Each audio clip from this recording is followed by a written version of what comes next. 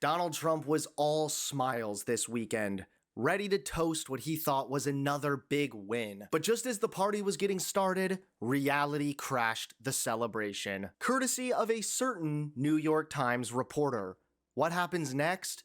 Well, let's just say it's not pretty, and it's very embarrassing for Trump. How's it going, everybody? My name is Hunter Avalone with Occupy Democrats. Welcome back to another video. Now, we're gonna get to how New York Times has destroyed Trump's celebration with this brutal news, but before we do, are you guys aware that Trump's latest pick is harboring some pretty disturbing and dark secrets? Judge Jeanine was recently chosen as attorney for DC. She is the 23rd person from Fox News to now be given a role in the Trump administration. Yes, they're very good friends. So good, such good friends that at the end of his first term as president, didn't he? Yeah, he gave her former husband, tax cheat ex-husband, Al, a pardon. Right, and folks, do yourself a favor. Just Google Jeanine Pirro, husband, FBI, Bernie Kerik. There's a whole thing, a scandal from 20 years ago where she is caught on tape talking to the former New York police commissioner about bugging her husband's boat for reasons you can read in that story if you Google it. Yeah, this is of course very concerning, but then again, I'm not all that surprised. It seems as though Trump doesn't even care slightly whether or not someone is qualified. He really only cares if they're loyal and like him. It's pathetic, and it's the behavior of an insecure man-child. What's even more demonstrable of man-childness is the fact that Trump's entire administration are some of the most incompetent clowns I've ever witnessed. For example, the Trump administration recently revealed they have no idea what the Library of Congress is or what it does, and that somehow motivated their decision to fire someone? Question, the president fired the Librarian of Congress. Why did he choose to do that? We felt she did not fit the needs of the American people. There were quite concerning things that she had done at the Library of Congress in the pursuit of DEI and putting inappropriate books in the library for children, and we don't believe that she was serving the interests of the American taxpayer well, so she has been removed from her position, and the president is well within his rights to do that. John? Yeah, okay, to be clear, the Librarian of Congress has absolutely nothing to do with school libraries. The Library of Congress isn't like a local library that kids can get books from. The Library of Congress mainly handles scholarly literature, copyright, and various other archives and whatnot. So they don't have anything to do with local libraries. As embarrassing as this is, it hasn't stopped Trump from just coping continuously. Even though polls are showing him as the most unpopular president at the 100-day mark in 80 years, Trump this morning shared a CPAC poll from February that says he has 99% approval.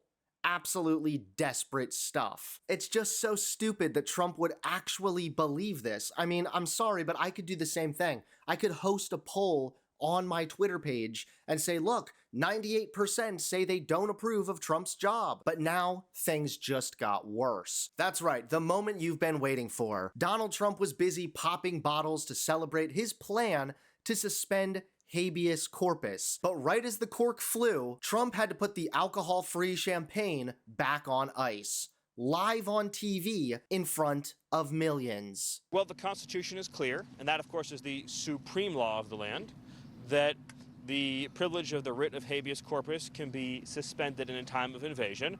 So I would say that's an option we're actively looking at. Look, a lot of it depends on whether the courts do the right thing or not. At the end of the day, Congress passed a body of law known as the Immigration and Nationality Act, which stripped Article 3 courts, that's the judicial branch, of jurisdiction over immigration cases. So Congress actually passed, it's called jurisdiction stripping legislation. It passed a number of laws that say that the Article 3 courts aren't even allowed to be involved in immigration cases. Now, a legal expert that I'm going to talk to in a moment says everything you just heard there from Stephen Miller is not correct. My lead source tonight is the New York Times White House correspondent Maggie Haberman. Maggie, obviously, it's no surprise to anyone that Trump has been frustrated by the courts. I mean, he says it publicly. He's tweeting about it this morning, I think. As you noted, what Stephen Miller said, a lot of it is not correct. Number one, most of the courts, I think all of the courts, I don't think any court has agreed that the U.S. is under invasion. That is how it has been used in the past to suspend habeas corpus regionally. And when Abraham Lincoln did it, it was actually quite controversial, number one.